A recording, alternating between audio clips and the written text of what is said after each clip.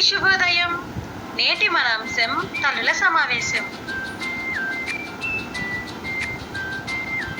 తల్లుల సమావేశం కార్యకర్త PP1 మరియు PP2 పిల్లల యొక్క తల్లులను అంగన్వాడీ కేంద్రానికి ఆహ్వానించి తల్లుల సమావేశం ఏర్పాటు చేయాలి. కేంద్రంలో డిపార్ట్మెంట్ సరఫరా చేసిన TLMను చూపించి అవి ఏ విధంగా ఉపయోగించబడుతున్నాయో వివరించాలి.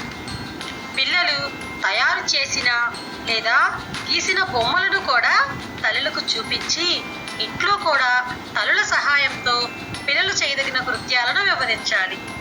ఇక్కడ కొంతమంది తల్లుల సమావేశాన్ని ఏర్పాటు చేశారు. రండి వెళ్ళి మనం కూడా చూద్దాం.